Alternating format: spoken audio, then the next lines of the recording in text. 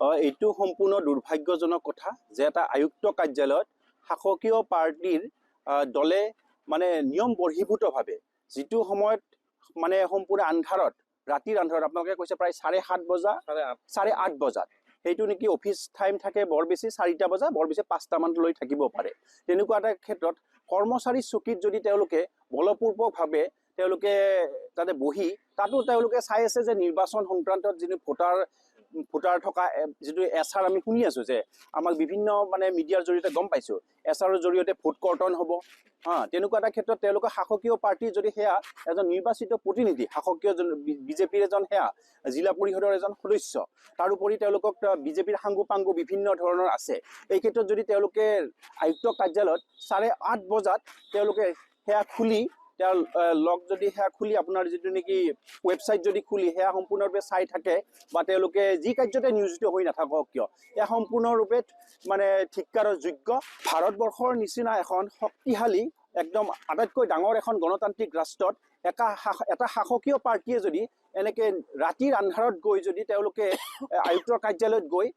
ভোটাৰৰ লিষ্ট চাই থকা বা ভোটাৰৰ লিষ্ট কৰ্তন কৰা বা পৰ্যবেক্ষণ কৰা এয়া কৰ্মচাৰীৰ অনুপস্থিতিত এয়া সম্পূৰ্ণৰূপে দুৰ্ভাগ্যজনক কথা এয়া আমি দক্ষিণ পশ্চিম কামৰূপ ছাত্ৰ সন্থাৰ এজন উপদেষ্টা হিচাপে মই ধিক্কাৰ দিছোঁ আৰু এয়া কামৰূপ জিলাৰ ছাত্ৰ সন্থাৰ মুখ্য সাংগঠনিক সম্পাদক হিচাপে এয়া সম্পূৰ্ণৰূপে মই ধিক্কাৰ দিছোঁ এয়া শাসকীয় পাৰ্টি ভাৰতীয় জনতা পাৰ্টিৰ যেন এয়া এনেকেই যদি গোটেইখিনি পাৰ্টিয়ে যদি এনেকে কিবা তেওঁলোকে যদি এনেকেই যদি ভোট কৰ্তন বা ভোটাধিকাৰ অন্তৰ্ভুক্তি এইবিলাক কাৰ্যত যদি তেওঁলোকে নিশাৰ আন্ধাৰত যিটো এনেকে যদি কাৰ্যত তেওঁলোকে নিয়োজিত হৈ থাকে এয়া সম্পূৰ্ণৰূপে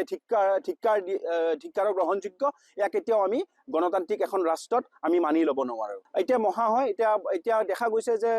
আজি আপোনালোকৰ যোৱাকালি বৃহস্পতিবাৰে আমি এটা নিউজ দেখা পালোঁ যদি আয়ুক্ত মহাশয় ইয়াৰ ওপৰত যদি বিহিত যদি সেয়া তদন্ত গ্ৰহণ নকৰে তেতিয়াহ'লে আমি ভাবিব বাধ্য হ'ম যে আয়ুক্ত মহাশয়েও যেন ইয়াত ক'ৰবাত জড়িত হৈ আছে নহ'লে এনেকুৱা হ'ব পাৰে যে শাসকীয় পাৰ্টিয়ে কিবা প্ৰেছাৰাইজ কৰিছে নেকি গভমেণ্টে কিবা প্ৰেছাৰাইজ কৰিছে নেকি তেওঁলোকৰ শাসকীয় পাৰ্টিৰ মানে কৰ্মচাৰী আয়ুক্তৰ কাৰ্যালয়লৈ গৈ বিনা কৰ্মচাৰীৰ বা অফিচৰ যিটো টাইম নহয় 8:30 ৰাতি নিশা 8 বজাত তেওঁলোকে ভোটাৰ কৰ্তন বা ভোটাৰ গ্ৰহণ এইবোৰ কাৰ্যত তেওঁলোকক কিবা নিয়োজিত কৰিছে নেকি এয়া সম্পূৰ্ণৰূপে তদন্তৰ আহিব লাগে কিহৰ কাৰণে এই ৰাতি তেওঁলোকৰ বিজেপি ভাৰতীয় জনতা পাৰ্টিয়ে সদস্যসকলে তাতে ৰাতি 8:30 বজাত তেওঁলোকে ভোটাৰ লিষ্ট বা ভোটাৰ তেওঁলোকে নাম কৰ্তনে হওক বা পৰ্যবেক্ষণ হওক এই কাৰ্যত জড়িত হৈ আছে এয়া চব ৰাইজৰ ওচৰত তেওঁলোকে সেয়া কৰক জনাক ৰাইজৰ ওচৰত তেওঁলোকে স্পষ্টীকৰণ দিয়ক আৰু মই এইটো সাজোৰে নিৰ্বাচন আয়োগ তথা শাসকীয় পাৰ্টিৰ দিলীপ শইকীয়া ডাঙৰীয়া বা মুখ্যমন্ত্ৰী হিমন্ত বিশ্ব শৰ্মা ডাঙৰীয়া এই সকলোৰ ওচৰত আমি সেয়া সজোৰে